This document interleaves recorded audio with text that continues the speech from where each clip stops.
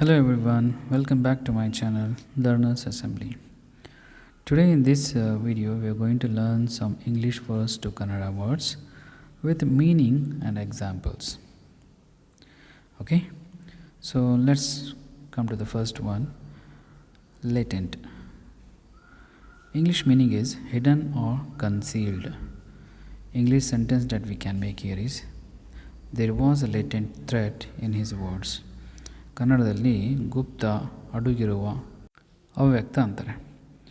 ಅವರ ಮಾತಿನಲ್ಲಿ ಅವ್ಯಕ್ತ ಬೆದರಿಕೆ ಇತ್ತು.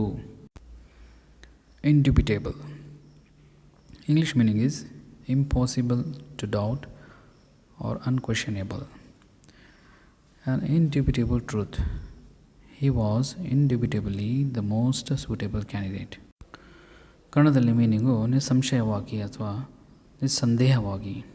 ಕನ್ನಡದಲ್ಲಿ ಸೆಂಟೆನ್ಸ್ ಬಂದು ಅವರು ನಿಸ್ಸಂದೇಹವಾಗಿ ಅತ್ಯಂತ ಸೂಕ್ತ ಅಭ್ಯರ್ಥಿಯಾಗಿದ್ದರು.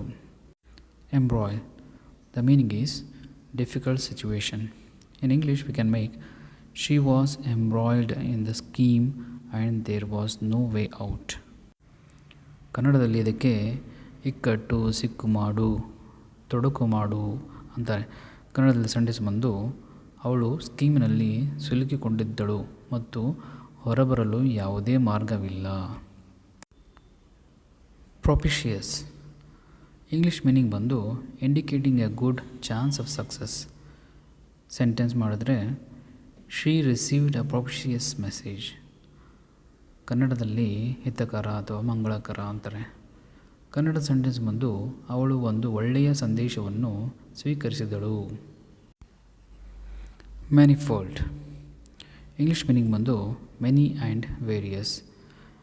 ಇಂಗ್ಲೀಷ್ ಸೆಂಟೆನ್ಸ್ ಬಂದು despite her manifold faults she was a strong leader. ಕನ್ನಡದಲ್ಲಿ ಮೀನಿಂಗ್ ಬಂದು ಅನೇಕ ಅಥವಾ ತುಂಬ ಅಂತಾರೆ. ಕನ್ನಡದಲ್ಲಿ ಸೆಂಟೆನ್ಸ್ ಬಂದು ಅವಳ ಬಹುವಿಧದ ದೋಷಗಳ ಹೊರತಾಗಿಯೂ ಅವಳು ಪ್ರಬಲ ನಾಯಕಿಯಾಗಿದ್ದಳು. Thanks for watching.